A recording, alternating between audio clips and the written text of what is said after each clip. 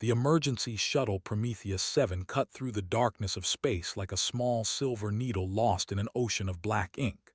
Captain sat alone in the pilot's seat, her brown eyes fixed on the navigation display that showed her destination. Colony New Hope was 6 hours away. The shuttle carried medicine that would save 3,000 colonists from a deadly plague. Every gram of fuel had been calculated. Every second of the journey had been planned. The mathematics were perfect.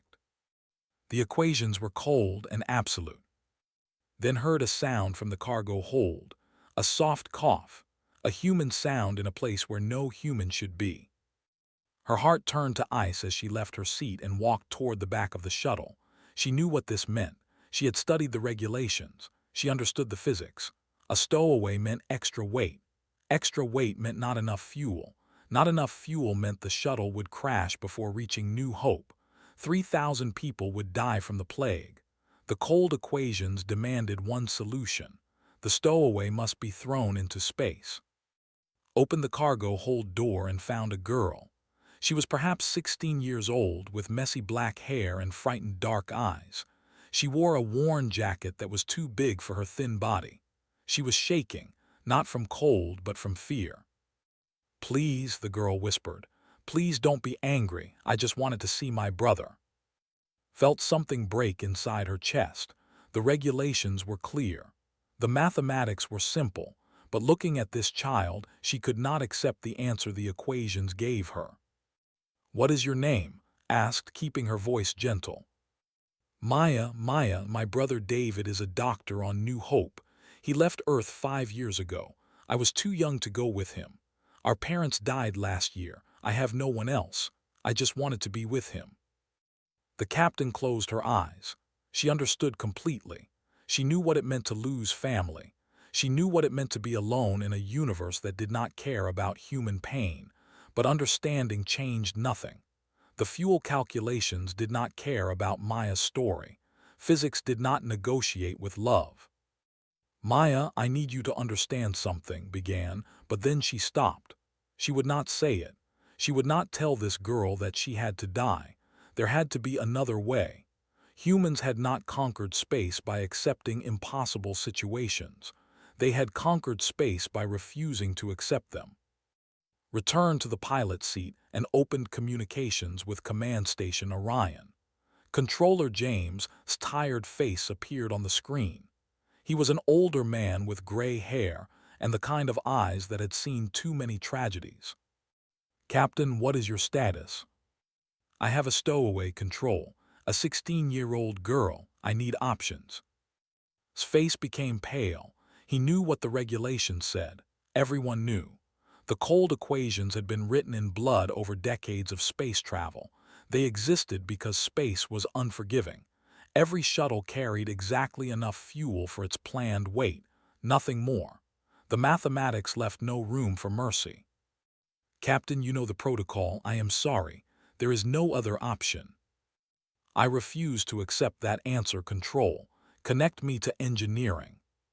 Stared at her for a long moment. Then something changed in his expression. Perhaps he remembered his own daughter. Perhaps he was simply tired of the cold equations claiming more victims. He nodded slowly. "Connecting you now." Chief Engineer Samuel Washington appeared on screen. He was a large man with kind eyes and hands that had built and repaired countless ships. When explained the situation, he did not hesitate. "Show me your fuel readings and current trajectory," he said. Sent the data. For 10 minutes, Samuel studied the numbers in silence. Maya sat beside now, holding the captain's hand tightly. The girl had stopped crying. She seemed to understand that these strangers were fighting for her life. "The mathematics say we are short by 43 kilograms of effective thrust," Samuel finally said. "That is the weight of the girl plus what she has eaten and the air she has breathed." "What can we do?" asked. "In normal thinking, nothing. But humans do not survive by normal thinking." Samuel's eyes lit up with something that looked like hope. "Captain, what is in your cargo hold besides the medicine?" "Check the manifest. Medical supplies, packaging materials, emergency rations, standard shuttle equipment." The packaging materials, how much do they weigh? About 60 kilograms, but I cannot throw away the packaging. The medicine needs temperature control. You are right, but what about the emergency rations? You will reach New Hope in 6 hours. You do not need food for 6 hours. Felt a spark of hope. The rations weigh 30 kilograms. Good, what else? Think, Captain. What on that shuttle is not absolutely necessary for the next 6 hours? Maya suddenly spoke up. Her voice was small but steady. The passenger seats in the back. There are 4 of them. I sat in one. They are heavy. Samuel grinned. Smart girl. Captain, those seats weigh about 12 kilograms each. That is 48 kilograms. Was already moving. Maya, help me. We need to remove everything we do not need. For the next hour, and Maya worked together. They unbolted the passenger seats and pushed them into the airlock. They threw out the emergency rations, the extra clothing, the backup communication equipment. Every kilogram they removed was a kilogram of fuel they saved. Meanwhile, Controller had contacted every ship within communication range. A cargo vessel called the Stellar Wind changed its course to intercept Prometheus 7. It would not reach them in time to transfer fuel, but its captain had another idea. I can create a gravity assist, Captain of Stellar Wind reported.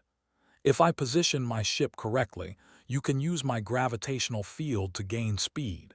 It is not much, but it might give you the extra push you need. That is dangerous, warned. If your calculations are wrong, both ships could be destroyed. Then I will not be wrong, replied simply. I have a daughter too, she is 14. Back on Prometheus 7, and Maya had removed everything possible. They had even taken out the internal panels that were not essential to the shuttle's operation. The shuttle looked stripped and bare, but they had saved nearly 90 kilograms of weight. Samuel ran the new calculations. His face fell. You are still short by 11 kilograms. Felt despair creeping into her heart. They had tried so hard. They had done everything possible, but 11 kilograms still stood between Maya and survival. Then Maya did something unexpected. She stood up and walked to the airlock where the discarded items floated in the small chamber, waiting to be released into space. My jacket, she said. It weighs about 2 kilograms, and my shoes, another kilogram. Maya, you will be cold. I would rather be cold than dead. The girl removed her jacket and shoes. What else? What else can I give? Looked at her own equipment, her captain's jacket, her boots, her personal tablet, her identification tags, everything that was not essential to flying the shuttle. We do it together, said. They stripped away everything personal, even cut her long hair and added it to the pile. Every gram mattered. Every small sacrifice brought them closer to survival. Samuel ran the numbers again. You are still short by 6 kilograms. 6 kilograms, such a small number, such an impossible barrier. Then spoke up from Command Station Orion. His voice was thick with emotion. Captain, I have been monitoring your life support systems. You are using full oxygen flow and full heating, but humans can survive on reduced levels for 6 hours. If you lower life support to minimum survival settings, you will save power. Saved power means saved fuel. How much? My calculations show about 4 kilograms equivalent. Do it, said without hesitation. The shuttle became cold. The air became thin, and Maya huddled together for warmth, sharing body heat like humans had done for thousands of years before technology. They breathed slowly, carefully, making every breath count. 2 kilograms. They were still 2 kilograms short. Captain of Stellar Wind made her approach. Her ship was now visible through the shuttle's window, a massive vessel maneuvering with impossible precision. The gravity assist would help, but Samuel calculated it would only save about 1 kilogram of fuel equivalent. 1 kilogram. 1 final kilogram stood between life and death. Maya looked at with clear, calm eyes. If it comes to it, I will go. I do not want 3,000 people to die because of me. Held the girl, it will not come to that, I promise. But she did not know how to keep that promise. Then a new voice came through the communications system. It was David, Maya's brother, speaking from New Hope Colony. Someone had told him about the situation. His voice was breaking with fear and hope. Captain, I am a doctor. I know the human body. Listen to me carefully. The calculations assume standard human metabolic rates. But when humans are calm and still, when they slow their breathing and heart rate, they use less oxygen, much less. If you and Maya can enter a meditative state, you can reduce your oxygen consumption by up to 30%. That will save your remaining fuel. Had never meditated in her life, but she was willing to try anything. Tell us how, she said. For the next 4 hours, David talked them through it. His voice was gentle and steady as he guided his sister and the stranger who was fighting for her through ancient breathing techniques. Maya turned out to be naturally good at it. She had practiced similar techniques as a child, when her parents had taught her to find peace during difficult times. The shuttle grew colder, the air grew thinner, but in Maya breathed slowly, their hearts beating in rhythm, their minds focused on survival. They held hands and shared warmth and hope. When Prometheus 7 finally entered the atmosphere of New Hope Colony, it had exactly 0 fuel remaining. The shuttle glided on momentum alone, touching down on the landing pad with a gentle bump. The medicine was saved. 3,000 colonists would live. And Maya stepped out of the shuttle into her brother's arms, crying tears of joy. The cold equations had demanded death. They had calculated that sacrifice was necessary. But the cold equations had failed to account for human creativity, human stubbornness, human love. They had failed to understand that humans do not accept impossible situations. They change them. Watched the reunion between Maya and David. She thought about everyone who had helped that day. Samuel, who had found solutions in impossible mathematics, who had chosen hope over protocol, who had risked her own ship for strangers.